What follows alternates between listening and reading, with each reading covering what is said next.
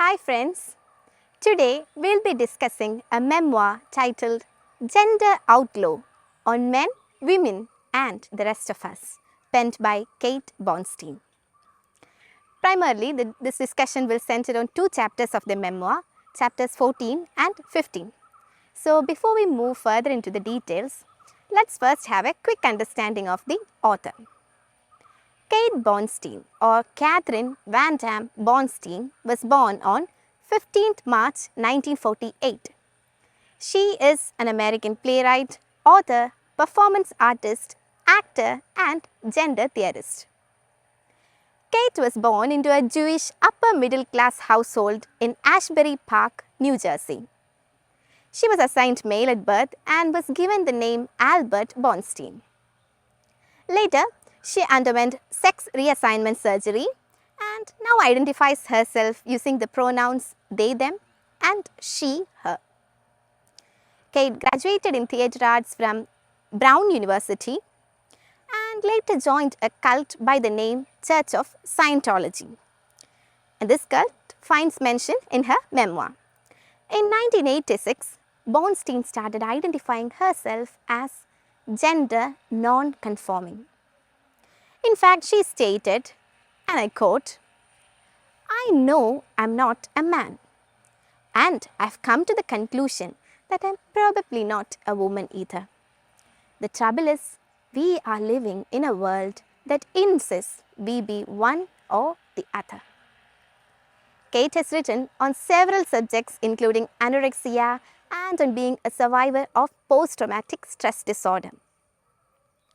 Some of her notable works are this memoir, that is Gender Outlaw on Men, Women and the Rest of Us, Hello Cruel World, 101 Alternatives to Suicide for Teens, Freaks and Other Outlaws, and A Queer and Pleasant Danger, the true story of a nice Jewish boy who joins the Church of Scientology and leaves 12 years later to become the lovely lady she is today.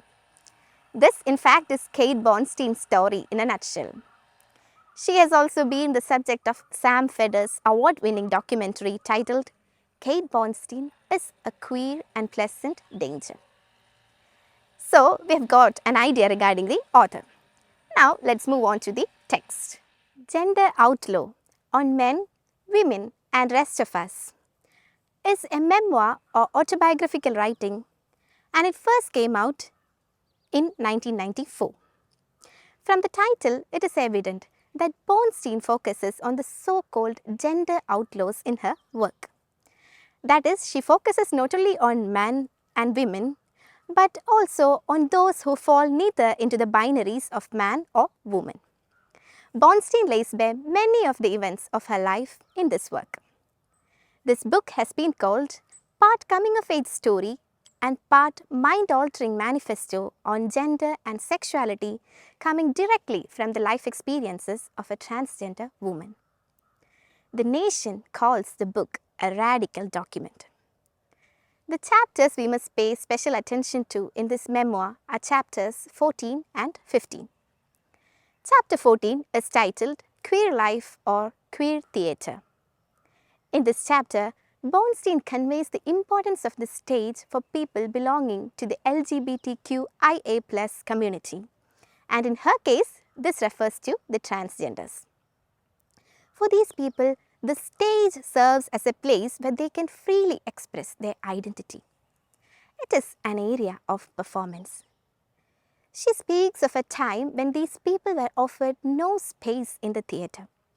For instance, she had to live like a chameleon in her life as a theatre artist, where she could find no theatre that mirrored her transgender life and identity.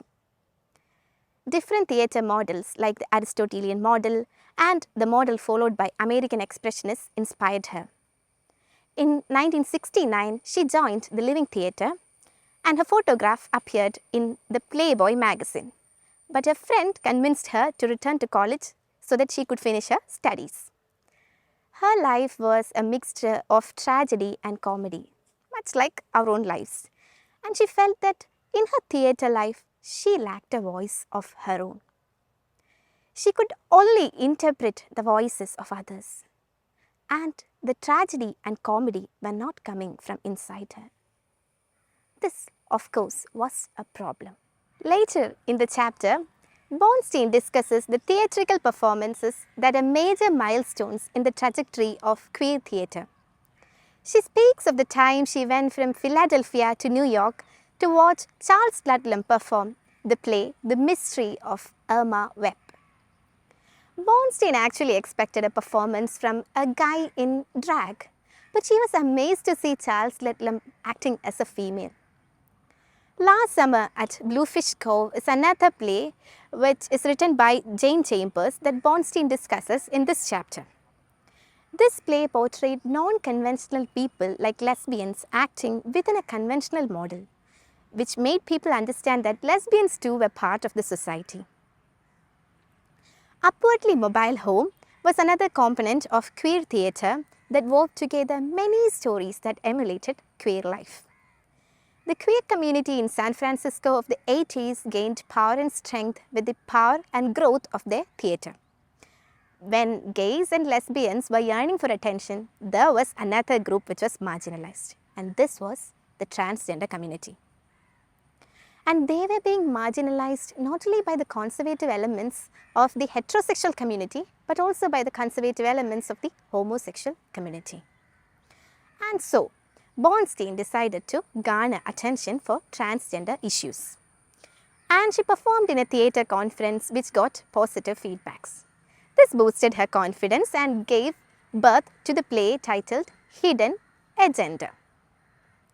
Kate Bornstein derived inspiration from Holly Hughes' one-woman show, The World Without End, which made her write a play that blurs the cultural binary of gender, which is this play that we will be discussing about, that is Hidden Agenda. Kate Bornstein then states what makes queer theatre different and gives certain guidelines for queer theatre. She states that, first of all, the theatre must focus on the self-discovery of an artist. It should be considerate and inclusive of the excluded. It must provoke and not pacify. Bornstein states that queer theatre must lampoon or criticize the stereotypes of not only their oppressors, but also the stereotypes emerging in their own subculture. She doesn't like theatre that promotes an idea or culture as superior to any other. For her, realism is layered, intricately woven, and non-linear. She focused on the transformation of theatre as she transformed herself. She needs to portray the subject of unconditional love on stage, but she herself knows that this is very difficult to portray on stage. She also looks for a theatre that portrays sexuality openly and also portrays a wide range of eroticism. She seeks a theatre which portrays sexual power as safe, sane, and consensually sadomasochistic.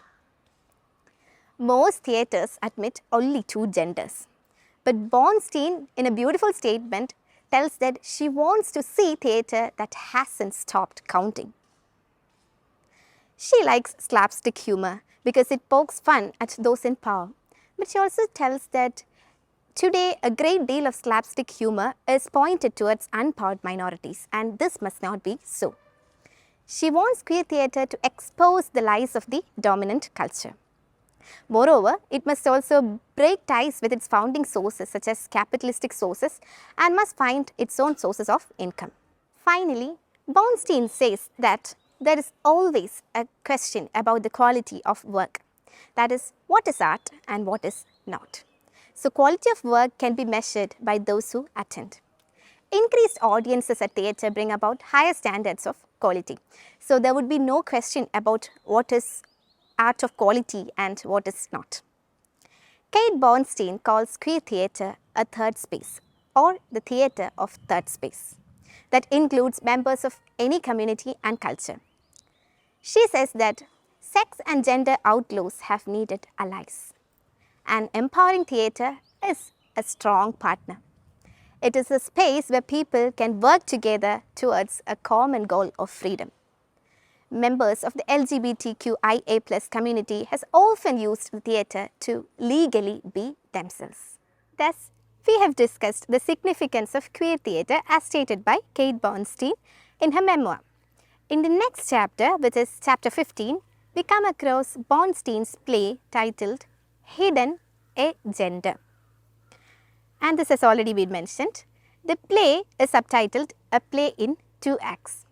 It consists of 2 acts which is equally divided into 12 scenes. The play follows 2 different timelines. One is from the 19th century and this is interspersed with scenes from the 20th century. The stage is set in the form of a studio or a set for a television talk show. And this talk show stage also resembles the stages from the 19th century travelling medicine shows. In the first scene, we see the talk show host coming up on stage and he introduces himself as L.C. Dog Grinder. It's not clear whether he is a man or a woman. He assumes a neutral gender. He also introduces the subject of the show, which is gender blur. Grinder then tells that on this night, the audience will be seeing people who have transgressed the gender boundaries or binaries that are made between man and woman. So, the 2 people we will be seeing are Herculine Barbin and Herman Amberstone. At the center of the stage is the space for Herculine. And this stage is set up with props like a bed or a chair as well as a nightstand. Downstage left is the space for Herman Amberstone. And this stage is equipped with a reclining chair. Dog Grinder, who is on stage, also claims that commercials and advertisements sell not products but sex and gender. Grinder then exits the stage and we will also be coming across him from time to time. In the next scene, we see Herculine Barbin. Barbin was a historical figure and the scenes in the play closely parallel her life. She was actually a French intersex woman who lived in the 19th century. She was assigned female at birth. In this scene, Barbin is presented as a 12-year-old girl. We see her being given a convent school education and staying in the dormitory. Herculine says a birthday prayer to Mother Mary, and in the prayer it gets revealed that she is in love with another girl named Leah.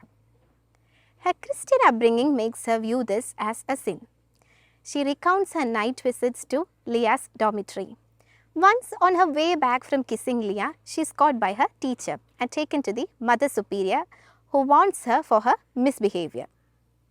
She also has passion for knowledge and this passion is something that only boys are supposed to have. Once nurse told her that unremitting study might unsex young girls. So, we can see Herculine Barbin as a girl caught between her bodily passions and her Christian upbringing, as well as her passion for knowledge and societal restrictions imposed upon women's education. In the next scene enters Herman and he begins by introducing his father's chair. Remember the reclining chair? So, he is sitting on that chair. His father had made certain rules regarding the chair. If girls happened to sit on that chair, they had to pay a quarter. When Herman grew older, he made out on the chair with his girlfriends and always left a quarter on the cushion. Herman has close resemblance with Kate Bornstein and can be regarded as her alter ego. He mentions 2 major incidents that happened in his life. He had the feeling of being a girl right from his childhood.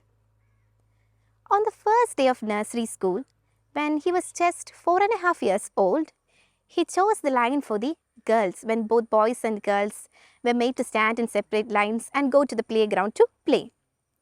The teacher corrected him, but Herman claimed that he was a little girl, and then the teacher gave him a look that conveyed that he was loathsome. And that look made Herman understand that he had to pretend to be a boy.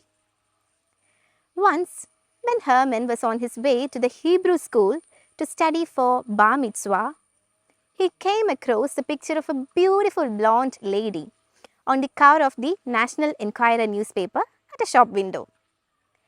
It was the picture of Christine Jorgensen, the ex-GI who was the first to become widely known in the US for undergoing the sex reassignment surgery. The headline in the newspaper read, "She was a he."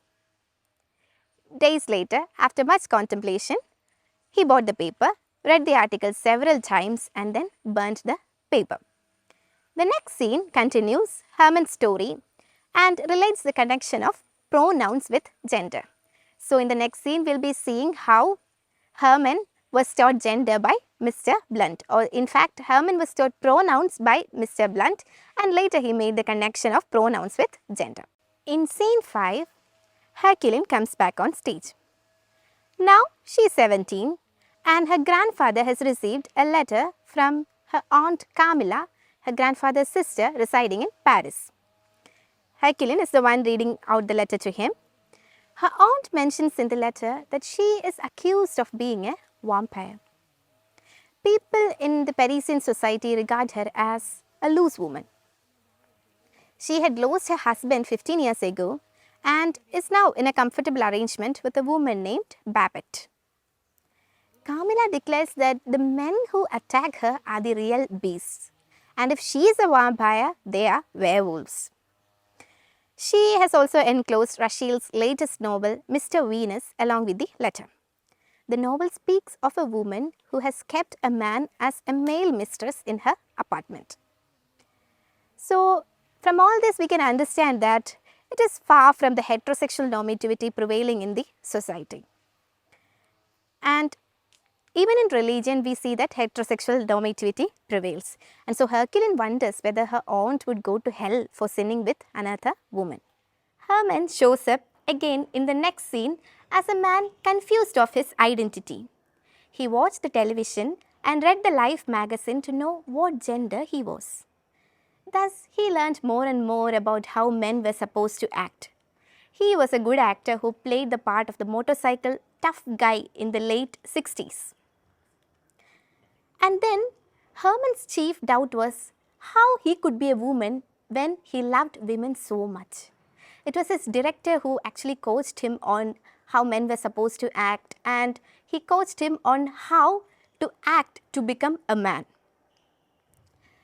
And in scene 7, Dog Grinder re-enters and comments on the gender blur experienced by Herman. Remember, the television talk show is based on the theme of gender blur. Gender is not something everyone thinks deeply about.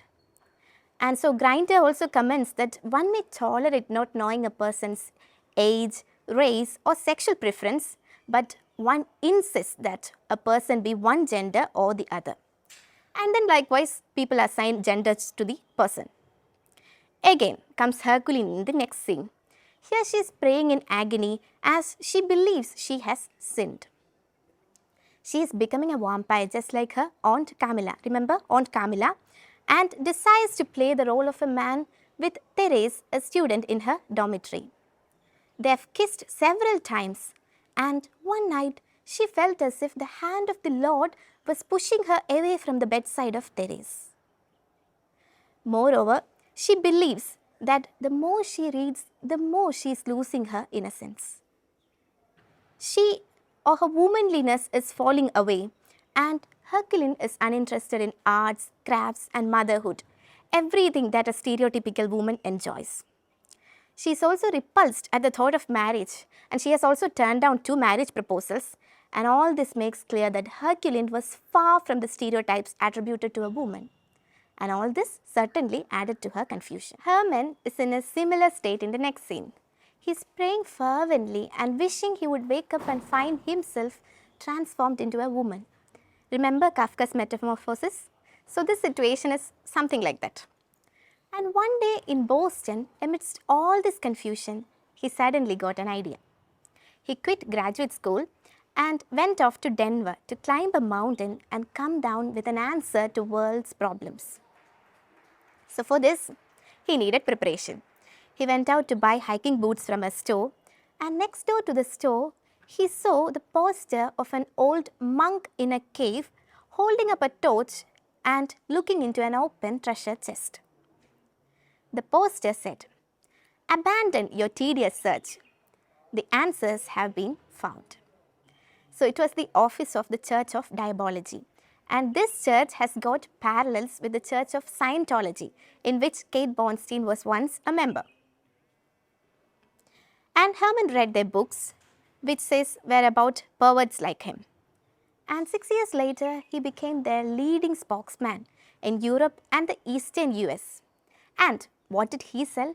He sold immortality.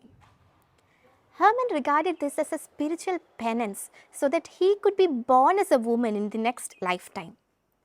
People paid exorbitant amounts to listen to his lectures. One day, an incident occurs. A woman came to the Diabology sales office in New York and demanded to meet Herman. She was a transsexual who had become a woman by undergoing operation. She was now into Diabology and they had convinced her that what she did was wrong. That is, she had undergone the operation and they had convinced her that this was wrong. And now she was asking Herman if she could pay some money so that she can have her male parts back. This, of course, was an impossible request. And some years later, when Herman found that all the money he was making was going into the Swiss bank accounts of the founder of the Church of Diabology, he quit the church. And now Herman was free to explore his gender blur. In scene 10, Dog Grinder enters again. And now he has entered to fill the gaps of Herculene's story. 2 years have passed, Herculine has graduated and she is now a teacher in a private school for girls. She is having an affair with Sarah, the headmistress's daughter. One night, she suffers from a pain in her stomach. And naturally, what is the procedure? The doctor is called. The doctor examines her and finds the source of her pain. Her problem was that a pair of healthy testicles was descending into her labia. And she had perfectly formed vagina which opened into no uterus and her clitoris was 2 inches long. So she had parts of both male and female sexual organs. She is androgynous and has ambiguous sexual organs. In the next scene, we see the doctor removing Herculene's female parts using leeches. So it was the 19th century and we can see that such practices might have existed at the time. But we can imagine the horrible pain that Herculine went through. In the last scene of Act 1, we see the grand finale round of the question and answer game named What's My Gender? The guest is Herman Amberstone and he has been successfully answering questions for over 30 years. And now comes the master or mistress of ceremonies and it is none other than Dog Grinder. The show is also sponsored by him. So we are familiar with ads that come up on television between shows. And just like that, here too, time and again reference is made to Dog Grinder's famous elixir named Gender Defender. And Gender Defender comes in pink bottles for girls and blue bottles for boys. The color symbolism. So we can see that Bornstein is again drawing attention to the way commercials influence people and sell gender. So commercials, as we have already mentioned, sells not products but sex and gender.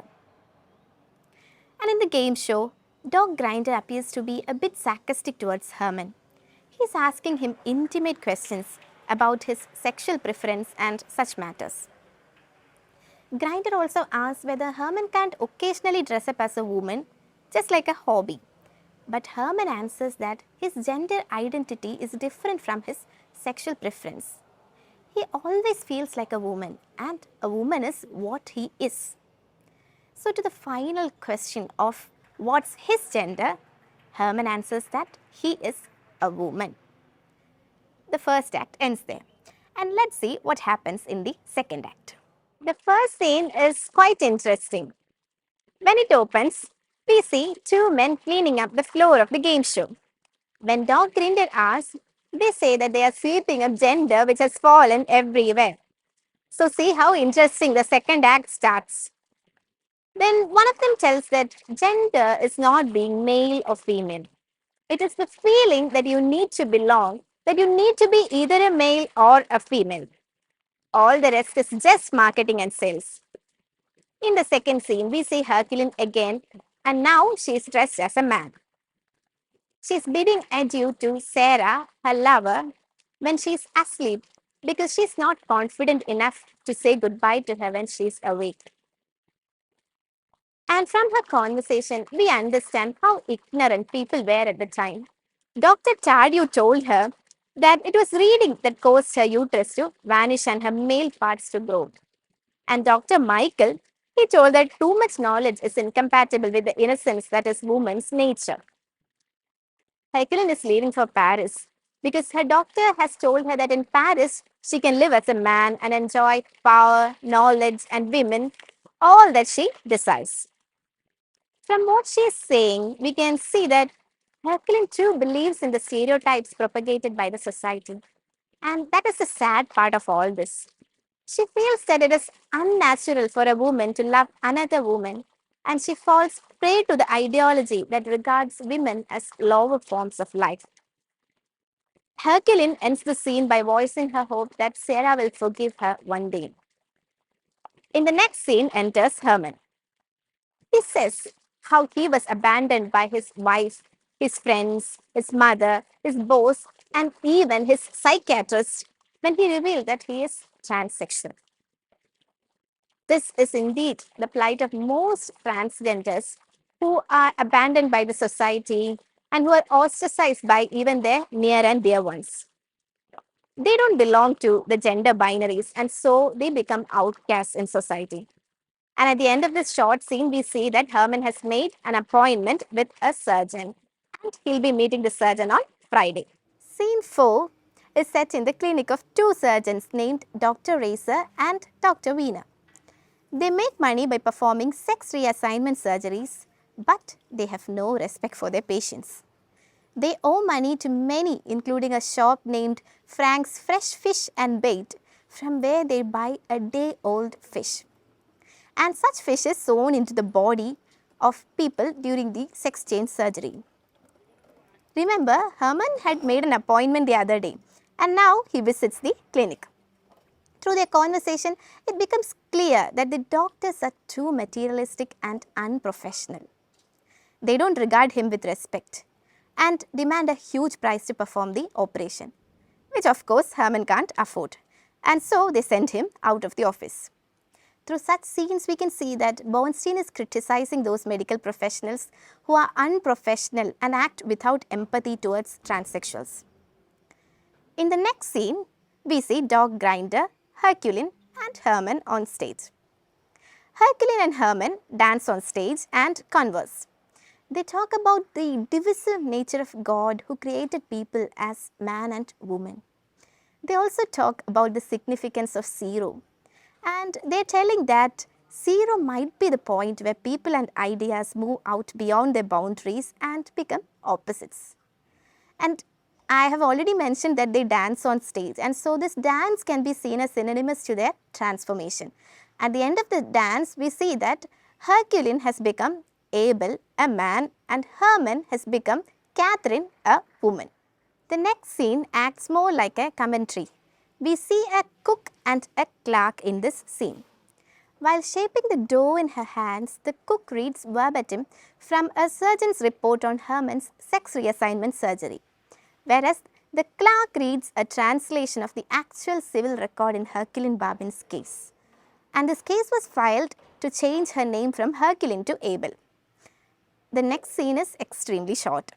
Dog Grinder comes up on stage and tells that 3 years can be given to these people to understand that they won't be accepted in society. That is what Dog Grinder is telling. There was no acceptance for them 100 years ago and certainly not today. And this is showing how little the attitude towards transgenders or transsexuals have changed over time. And this is something that we all know very well about. 3 years have passed, and now we find a distraught Abel Babin in a graveyard, speaking to the tombstones.